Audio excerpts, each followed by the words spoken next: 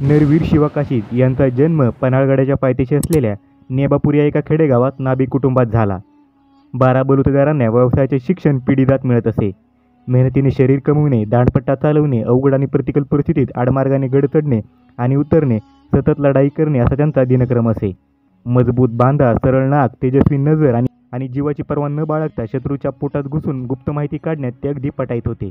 शिवाकाशीद यांचे मुख्य वैशिष्ट्य म्हणजे शिवाजी महाराजांना लपवावे आणि शिवाकाशीद यांना महाराजांचा पोशाख चढवून समोर आणल्यास त्यांनाच लोक शिवाजी महाराज समजत असत. एवढे साम्य छत्रपती शिवाजी महाराज आणि शिवाकाशीद यांच्यात होते.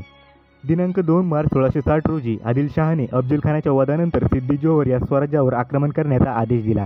तर दुसरीकडे औरंगजेब बादशहाचा मामा शाहिस्ते खान याच्या नेतृत्वाखाली मुघल सैन्य लाल महालाला तळ ठोकून बसले होते. स्वराज्यावर दुहेरी संकटाने घाला घातला होता. त्यावेळेस महाराजांचे वास्तव्य पन्हाळगडावर होते. सिद्दी जोहरने 35,000 पायदळ आणि 20,000 घोडदळ अशा प्रचंड सैन्यासोबत पन्हाळगडाला वेढा दिला होता. महाराज गडावर अडकून पडले होते. पावसाळ्याचे दिवस सुरू होणार असल्याने गडावर जास्त दिवस राहणे धोकादायक होते.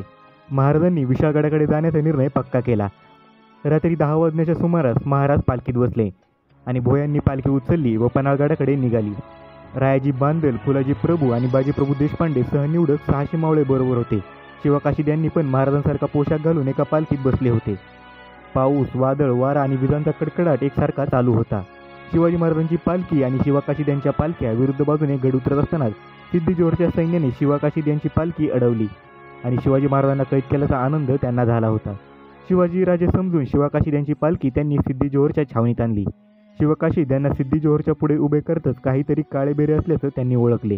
हा शिवाकाशीद नावाचा नाभिक आहे. शिवाजी महाराजांनी आपल्या हुशारीने त्याचा वापर केल्याचे सिद्दी जोहरने ओळखले. शिवाजी महाराजांवर आणि पर्यायाने मराठी राज्यावर आलेल्या संकटाचे निवारण करतेवेळी आपल्या प्राणाचे बलिदान देण्यास शिवाकाशीद तयार झाले. सिद्दी जोहरने शिवाकाशीदला विचारले, हे सर्व करताना तुला ठार मरणाची भीती नाही वाटली? तेव्हा शिवाकाशीद म्हणाले, 7 जन्माची पुण्याई म्हणून आज शिवाजीराजे म्हणून मरतोय. यापेक्षा मोठे भाग्य काय? महाराजांकरिता 1000 जन्म मिळाले तरी मरायला घाबरणार नाही. हे वाक्य ऐकता सिद्दी जोहरने त्याच्या पोटात तलवार खुपसली. 13 जुलै 1660 या दिवशी घडली. शिवाकाशीद यांच्या बलिदानामुळे छत्रपती शिवाजी महाराज सिद्दी जोहरने पन्हाळगडाला दिलेल्या वेढ्यातून सुखरूप बाहेर निघाले व विशाळगडावर पोहोचले. हे शिवाकाशीद हुबेहूब छत्रपती शिवाजी महाराजांसारखे दिसत असत. त्यांना पोशाखही छत्रपती शिवाजी महाराजांसारखा दिला होता. त्यामुळे सिद्दी जोहरच्या सैनिकांनी पालखीत बसलेल्या आणि पळून जाण्याच्या प्रयत्नात असलेल्या शिवाकाशीदांना छत्रपती शिवाजीराजे समजून पकडले आणि सिद्दी जोहरकडे नेले होते. या शिवाकाशीद नावाच्या मर्दमावळ्याची समाधी पन्हाळगडाच्या पायथ्याशी विशाळगडाकडे जाणाऱ्या वाटेतील एका गावापाशी आहे. मित्रांनो, खरं तर छत्रपती शिवाजी महाराजांच्या स्वराज्यात अनेक वीर मावळे होते, ज्यांनी खरं तर छत्रपती शिवाजी महाराजांसाठी आणि स्वराज्यासाठी आपल्या प्राणाची आहुतीसुद्धा दिली.